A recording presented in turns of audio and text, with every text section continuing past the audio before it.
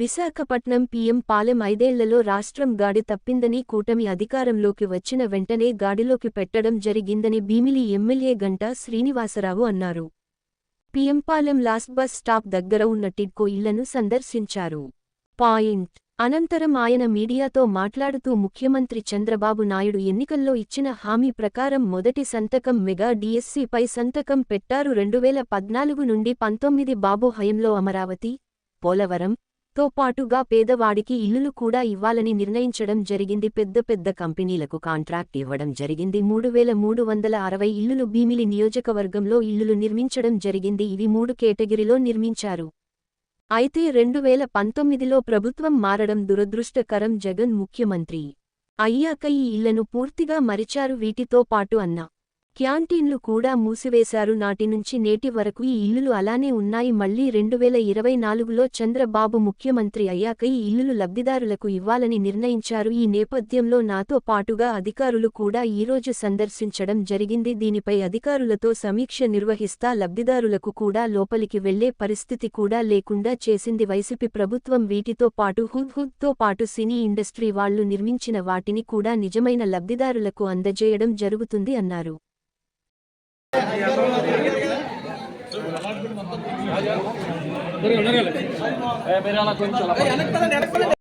అందరికీ ముందుగా నమస్కారం. మొన్న జరిగిన ఎన్నికల్లో ప్రజల ఆశీస్సులతోటి మన ప్రీతం నాయకులు చంద్రబాబు నాయుడు గారి నాయకత్వంలో కూటమి జనసేన భారతీయ జనతా పార్టీతో కలిపి ఒక చరిత్రలో వెలుగుని ఘన విజయం సాధించడం, 63% పైగా ఓటు బ్యాంకులతోటి, అలాగే 93% సీట్లు గెలుచుకొని మరి ముఖ్యమంత్రిగా మన చంద్రబాబు నాయుడు గారు, అలాగే డిప్యూటీ చీఫ్ మినిస్టర్గా పవన్ కళ్యాణ్ గారితో పాటు రాష్ట్ర మంత్రివర్గం కూడా అందులో ఛార్జీ తీసుకుని పరిపాలన ఏదైతే గత 5 సంవత్సరాల్లో గాడి తప్పిందో దాన్ని మళ్ళీ గాడిలో పెట్టే ప్రయత్నం కూడా స్టార్ట్ అయింది. మనం చూసాం ముఖ్యమంత్రిగా చంద్రబాబు నాయుడు గారు తొలి సంతకాలు కూడా మొత్తం 5 సంతకాలు పెట్టడం, ఏదైతే ఎన్నికల సమయంలో మేనిఫెస్టోలో చెప్పారో ఆ మేనిఫెస్టో అమల్లో భాగంగానే ఆ 5 సంతకాలు కూడా పెట్టడం జరిగింది. మొట్టమొదటి సంతకం ఏదైతే మెగా డిఎస్సీ కావచ్చు, అలాగే అన్న క్యాంటీన్ కావచ్చు, దాంతోపాటు ముఖ్యంగా పెన్షన్లు ఏదైతే 4,000 చేస్తున్నారో అది కావచ్చు, దాంతోపాటు ఈ ల్యాండ్ టైటిలింగ్ యాక్ట్ ఏదైతే ఉందో అది కావచ్చు, ఇట్లా అన్నీ కూడా సంతకాలు పెట్టి ఆ ఏదైతే ఎన్నికల హామీలు ఇచ్చారో అవి అమలు మొదలుపెట్టడం కూడా జరిపోయింది. మరి ఆ రోజు 2014-19 5 సంవత్సరాల చంద్రబాబు నాయుడు గారి పరిపాలనలో కొన్ని ప్రయారిటీ సెక్టర్స్లను పెట్టుకోవడం జరిగింది. ముఖ్యంగా ఆ రోజు అమరావతి రాజధాని కానీ, పోలవరం ఏదైతే తెలుగు వాళ్ళ జీవనాడిగా భావించామో ఆ పోలవరం కానీ ఇట్లా పెట్టుకొని వాటితో పాటు ప్రయారిటీ సెక్టర్స్లో పేదవాడికి ఇళ్ళు అనేది అత్యంత ప్రాధాన్యత గల దీని కింద పెట్టుకొని ఆ రోజు దాని మీద ఫోకస్ కూడా పెట్టడం జరిగింది. ఈ టిడ్కో ఇళ్ళు ఏదైతే ఈ టౌన్షిప్కు సంబంధించి అర్బన్లో ఈ హౌసింగ్ పెద్ద ఎత్తున ఇళ్ళు వస్తూ ఉన్నారు జనాలు. వాళ్ళు వచ్చి ఇళ్ళు లేక చిన్న స్లమ్స్ డెవలప్ అవుతూ ఉన్నాయి, వాళ్ళకి సరైన వసతులు ఉండలేదు. అటువంటి వాళ్ళందరినీ దృష్టిలో పెట్టుకొని ఈ టిడ్కో హౌసింగ్ పెద్ద ఎత్తున స్టార్ట్ చేయడం జరిగింది.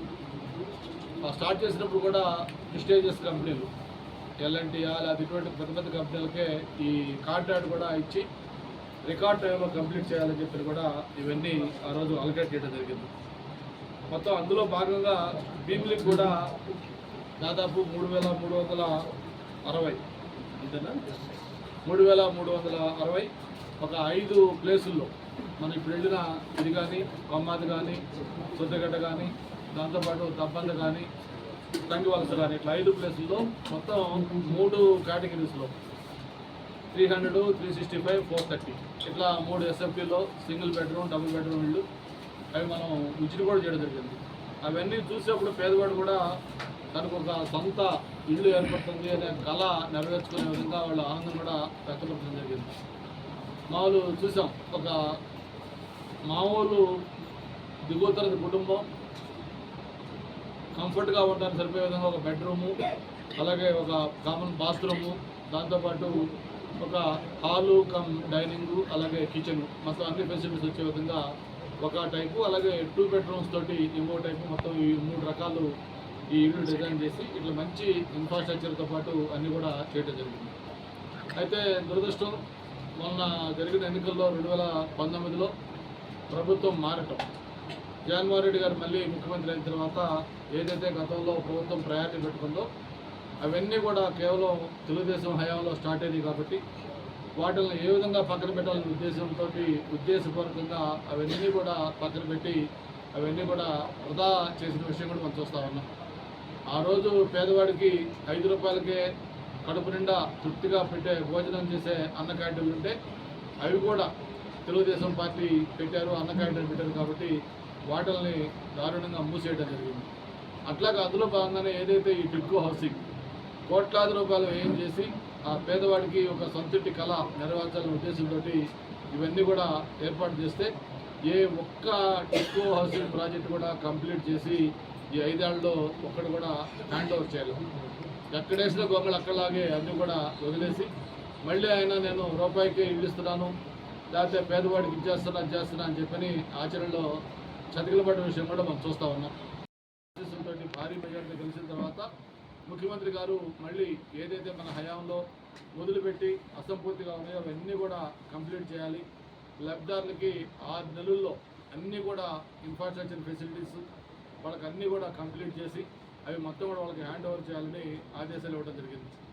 అందులో భాగంగానే ఈరోజు మన భీమిలికి సంబంధించి ఇక్కడ బక్కనపాలెం ఏదైతే హౌసింగ్ ఉందో ఈ ప్రాంతం చూద్దామని చెప్పని రావడం జరిగింది. అధికారులు కూడా మొత్తం అన్ని డిపార్ట్మెంట్ దానికి సంబంధించి లోపల జరుగుతున్న వర్క్ స్టేటస్ కానీ లేకపోతే ఏం చేయాలి, దానికి ఎంత బ్యాలెన్స్ అమౌంట్లు ఉన్నాయి, ఏ విధంగా ఆగిపోయి ఉన్నాయి, ఇవన్నీ కూడా డీటెయిల్గా చెప్పడం జరిగింది.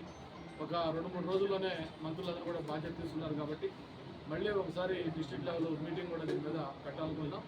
జీఎంసీ కమిషనర్, జిల్లా కలెక్టరు, అలాగే హౌసింగ్ బీడీ అందరితో కూడా కలిపి ఇవన్నీ ఒక మీటింగ్ పెట్టి దీనికి ఒక యాక్షన్ ప్లాన్ కూడా తయారు చేయబోతాం. దీంట్లో ప్రధానంగా మనకు వస్తున్న కంప్లైంట్ కూడా హౌస్ అల్లొకేషన్. అది కూడా గతంలో వేరియస్ రీజన్స్ తోటి కొన్ని చోట్ల కొంత కాంట్రవర్షియల్ కూడా అయ్యాయి. ఇప్పుడు నేను అక్కడికి వచ్చినప్పుడు కూడా పబ్లిక్ వాళ్ళు మాకు అక్కడ హౌసింగ్ అలాట్ చేశారు సార్, మమ్మల్ని అక్కడ వెళ్తే అక్కడికి లోపలికి అలౌ చేయట్లేదు అని చెప్పి వాళ్ళు కూడా కొంతమంది చెప్పడం జరిగింది. అంటే ఎక్కడైతే హౌసెస్ కన్స్ట్రక్ట్ చేశారో స్థానికంగా చుట్టుపక్కల ఎలిజిబిలిటీ ఉండి హౌసెస్ రాని వాళ్ళు న్యాచురల్గా వాళ్ళు కూడా వాల్ చేస్తారు. ఎందుకంటే వాళ్ళ ప్రాంతంలో వాళ్ళ భూముల దగ్గర ఇల్లు కట్టినప్పుడు వాళ్ళకి హౌసెస్ కావాలని వాళ్ళు కోరుకోవడం సహజం. అటువంటి వాళ్ళు కాకుండా కొన్ని కారణాల వల్ల ఆ రోజు ఎక్కడో వేరే నియోజకవర్గాల్లోనో లేకపోతే ఇంకెక్కడో ఉన్న వాళ్ళకు కూడా తెచ్చి ఆ ఇల్లు ఇవ్వడం తోటి కొంత వివాదాస్పదం కూడా అయింది. అవన్నీ కూడా మళ్ళీ ఒకసారి అధికారులతో కూర్చొని మొత్తం సిటీ ఎమ్మెల్యేలందరూ కూడా కూర్చొని ఈ అలొకేషన్లో ఎక్కడెక్కడ ఏమేమి ఇబ్బందులు లేకుండా ఇవన్నీ కూడా స్ఫూర్తిగా కంప్లీట్ చేస్తుందని కూడా ఒక యాక్షన్ ప్లాన్ తయారు చేస్తామని కూడా మరొకసారి తెలియజేసుకుంటూ, వీటితో పాటు హుదూద్కు సంబంధించి కూడా ఆ రోజు ఫిలిం సొసైటీ వాళ్ళు ఇట్లా చాలామంది వాలంటీర్ ఆర్గనైజేషన్ వాళ్ళు అలాగే హుదూద్కి సపరేట్గా హౌసెస్ ఇవన్నీ కూడా చాలా మనం కట్టడం జరిగింది. అయితే ఏవి కూడా ఇవి అందుబాటులోకి రాకుండా అవన్నీ కూడా నిరుపయోగంగా ఉంచారు. ఇవన్నీ కూడా మొత్తం 1 after 1 డబ్బంతో సహా అన్నీ కూడా విజిట్ చేసి ఇవన్నీ కూడా వాటి స్టేటస్ అయితే ఎగ్జామిన్ చేసి ఏమేం చేయాలి, ఎలా చేయాలనేది కూడా అధికారులతో మాట్లాడి మొత్తం వాటి అన్నిటి కూడా యాక్షన్ ప్లాన్ తయారు చేసి నిజమైన బెనిఫిషియర్స్ ఎవరైతే ఉన్నారో వాళ్ళందరికీ కూడా ఈ హౌసెస్ అలాట్ అయ్యేటట్టు కూడా చేస్తామని చెప్పి కూడా తెలియజేసుకుంటూ, ఇప్పుడే దీనికి సంబంధించి మనం యాక్చువల్గా నేను మొత్తం అడిగాను. దానికి సంబంధించి కాకుండా మనం ఇక్కడ ఒక్కటి కొని మేడం వాళ్ళు దీనికి సంబంధించి డీటెయిల్స్ కూడా తయారు చేశారు. ఏదైతే బక్కనపాలెం లేఅవుట్ ఉందో ఇది టోటల్ 6 ఎకరాల్లో ఇది మొత్తం లేఅవుట్. మొత్తం ఇది సర్వే నెంబర్ 114లో వచ్చింది. దీంట్లో టోటల్ యూనిట్స్ వచ్చి 384 యూనిట్స్. మొత్తం అన్ని యూనిట్లు కూడా యూనిఫామ్గా ఒకటే రెప్లికా ఉంటాయి, 365 స్క్వేర్ ఫీట్. మొత్తం టోటల్ బ్లాక్స్ 8, ఈచ్ బ్లాక్లో 48 ఉన్నాయి. అంటే G+3 మొత్తం ఈచ్ ఫ్లోర్కి 12 వచ్చేటట్టుగా 48 ఈచ్ బ్లాక్లో మొత్తం 8 బ్లాక్స్కి సంబంధించి టోటల్ 384 మొత్తం యూనిట్స్ వస్తూ ఉన్నాయి. వీటిల్లో మొత్తం అప్లికేషన్స్ సబ్మిటెడ్ 384 గాను 321 అప్లికేషన్స్ అంటే యాజ్ పర్ మేడం రిపోర్ట్ దీన్ని మళ్ళీ ఒకసారి వెరిఫై చేయాలి నేను. బట్ ఆ వచ్చిన రిపోర్ట్ ప్రకారం 321 అప్లికేషన్స్ సబ్మిట్ చేసి ఎన్ని అప్లికేషన్స్ సబ్మిట్ చేసి వాటిల్లో 254కి లోన్ కూడా శాంక్షన్ అయింది. ఈ 321 కానీ 254 ఇవి కాకుండా డైరెక్ట్ పేమెంట్ 11 మందికి 20తో పాటు లోను డిస్బర్స్డ్ ఈ 250 మందికి లోన్ కూడా 5,41,95,000 రూపాయలు లోను టిప్పు అమౌంట్ ట్రాన్స్ఫర్ అయింది, డిస్బర్స్మెంట్ అయింది. వీటిలో ఇంకా రిజిస్ట్రేషన్ చేసుకోవాల్సినవి 188 ఉన్నాయి, 77 రిజిస్ట్రేషన్ కూడా కంప్లీట్ అది. ఇవి కాకుండా కొన్ని రిమార్క్స్ ఉన్నాయి. అండర్ ప్రాసెస్ అంటే ఏంటి, అలాగే అండర్ ప్రాసెస్ 8, అబోవ్ ఏజ్ అంటే ఎలిజిబుల్ కాదు, అబోవ్ ఏజ్ 8 మంది, సివిల్ రేటింగ్ లేదు లోన్ రాదు 20 మంది, సివిల్ రేటింగ్ వల్ల లోన్ అనేవాళ్ళు, నాట్ ఇంట్రెస్టెడ్ అలాట్ చేసుకున్న అప్లికేషన్ పెట్టుకున్నా కూడా 15 మంది నాట్ ఇంట్రెస్టెడ్, నాట్ ట్రేస్ ఎవరో వాళ్ళు మనుషులు అడ్రస్ దొరకలేదు 2, ఈ డెత్ ఒక 6, మొత్తం ఇట్లా 72 ఇట్లా ఉన్నాయి. ఇట్లా మొత్తం ఈ 5 యూనిట్కి సంబంధించి కూడా ఈ విధంగా డీటెయిల్స్ తయారు చేసి రేపు అఫీషియల్ రివ్యూకి మొత్తం తీసుకొస్తారు. ఇవన్నీ కూడా మళ్ళీ ఒకసారి 5 ఎమ్మెల్యేలను కూడా కూర్చొని ఈ అలొకేషన్స్ అవి కూడా దీన్ని కంప్లీట్ చేస్తామని చెప్పిన కూడా మరొకసారి తెలియజేసుకుంటూ, ఏదైతే గత 5 ఏళ్ళు ఒక ప్రయారిటీ సెక్టర్ అన్న ఇండియా తిండి ఉండడానికి ఇళ్ళు కట్టుకోవడానికి బట్ట 3 ప్రయారిటీస్ కింద పెట్టుకున్నాము. అందులో ఈ హౌసింగ్ అనేది టాప్ ప్రయారిటీ గత ప్రభుత్వం పెట్టుకోవడం, పెద్ద ఎత్తున లక్షలాది ఇళ్ళు దాదాపు 3 లక్షల ఇళ్ళు ఈ టిడ్కో కింద ఒక యుద్ధ ప్రాతిపదికన ఆ రోజు స్టార్ట్ చేయటం. కానీ దురదృష్టం కొద్దీ వచ్చి నెక్స్ట్ ప్రభుత్వం కంటిన్యూషన్ చేయకుండా వాటి నిరుపయోగం చేసింది. ఒక 6 నెలల్లో దీనికి ఒక టైం ఫ్రేమ్ పెట్టుకుని టైం ఫ్రేమ్ ప్రకారం ఇవన్నీ కూడా కంప్లీట్ చేసి ఇవన్నీ కూడా మళ్ళీ లబ్ధిదారులకి హ్యాండ్ ఓవర్ చేసే విధంగా కూడా చర్యలు తీసుకుంటాం.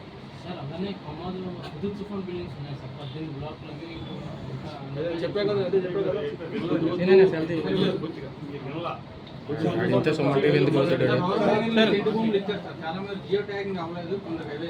అదే అన్ని చాలా ఆరోపణలు ఉన్నాయి. ఇవన్నీ కూడా ఒకసారి మళ్ళీ కూర్చొని మాట్లాడాలి. దీని ఎందుకంటే ఇది కందిరి తొట్టులాగా తయారైపోయింది. దీన్ని కదిలిస్తే ఎట్లా వచ్చిందంటే ఆల్రెడీ ఏదో ఒక పేరు పెట్టి అలకేట్ చేసుకున్నారు. వాడికి ఇప్పుడు ఎలిజిబిలిటీ ప్రకారం లేదనో లేకపోతే తీసేస్తే వాడు బాధపడతారు. కాబట్టి అందరూ కలిసి కూర్చొని దీనికి ఒక లాజికల్ కన్క్లూజన్ కావాలి. గత ప్రభుత్వంలో లబ్ధిదారుల విషయంలో అవకతవకలు జరిగాయని చెప్పి ప్రధానంగా ఆరోపణ వచ్చేసారు. వైసీపీ ప్రభుత్వంలో లబ్ధిదారుల కంటే లిస్టులు చేంజ్ చేశారని చెప్పి ప్రధానంగా ఆరోపణ. దీని ఏ విధంగా అదే ఇప్పుడు మీకు ఒకటే చెప్పాను కదా, ఇక్కడ దీంట్లో ట్రాన్స్పరెంట్గా ఎవరైతే నిజమైన లబ్ధిదారుడికి చేరాలో అటువంటి లబ్ధిదారులకు చేర్చేదానికి ఈ ప్రయత్నం అంట. ఎక్కడ ఎటువంటి అవకతవకలు లేకపోతే ఇంకోటి కూడా ఎక్కడ జరగడానికి స్కోప్ లేకుండా ట్రాన్స్పరెంట్గా చేస్తాం.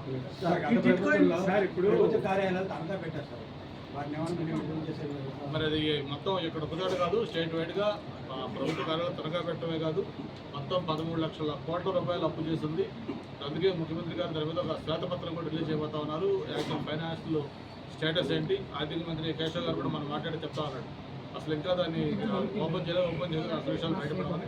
ఇవన్నీ తెలిసిన తర్వాత ఎగ్జాక్ట్ స్టేటస్ ఏంటి కనుక్కొని ఎట్లాగా తనఖాలు పెట్టి బయటకు తీయడమా లేకపోతే వేరే ఏమైనా మార్పు ఉందా ఇది కూడా ప్రభుత్వం ఒక హై లెవెల్లో డిసిషన్ తీసుకుంది. సార్, ఈ టిట్కో ఇళ్ళని ఆర్పీలు మరియు వాలంటీర్లు ఎక్కువగా ఇన్వాల్వ్ అయ్యి పెద్ద స్కామ్ చేశారని తెలుస్తుంది సార్. ఒకవేళ అది కానీ బయటికి కానీ వస్తే మీరు ఎటువంటి చర్యలు వారిపై తీసుకుంటారు? దానికి ఎవరు బాధ్యులైతే వాళ్ళ చర్యలు తీసుకుంటాం. ఏమందంటే అక్కడ ఆర్పీలా, వాలంటీర్లా, లేకపోతే ఇంకా వేరే పార్టీ నాయకుల, డిపార్ట్మెంటా, లేకపోతే ఎవరైతే ఎవరు బాధ్యులైతే వాళ్ళ యాక్షన్ తీసుకుంటాం. తప్పు చేసుకోవడం అంటే ఎటువంటి చర్యలు తీసుకుంటారు? దానికి చేసే తప్పును బట్టి దానికి ఏ చర్య తీసుకోవాలో చట్టపరంగా చర్యలు తీసుకుంటాం. అధికారులకు ఉద్యోగాలు పోతాయి, లేదు నాయకులకు అరెస్టులు చేయాల్సి వస్తుంది. ఇది ఇప్పుడు గత ప్రభుత్వం యాక్చువల్గా దూరంగా హౌసెస్ ఇచ్చారు 1 రూపీ. దాంట్లో లబ్ధిదారులు ఉన్నారు, కొంతమంది ఇంట్రెస్ట్ లేదు వాళ్ళకి. కానీ దీంట్లో పెట్టుకోవాలనుకుంటే వాళ్ళకి ఎలిజిబుల్ ఏ విధంగా ఇస్తారు గవర్నమెంట్?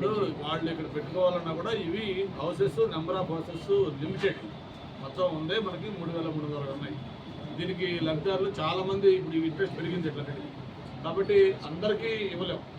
చూసి దానికి ఎలిజిబిలిటీ క్రైటీరియా ప్రకారం ఎవరెవరు వస్తారు చూసి వాళ్ళకి ప్రయారిటైజ్ చేస్తూ స్థానికులు డెఫినెట్గా ఎవరైతే సైట్ల దగ్గర పక్కన ఆల్రెడీ ఉన్నవాళ్ళు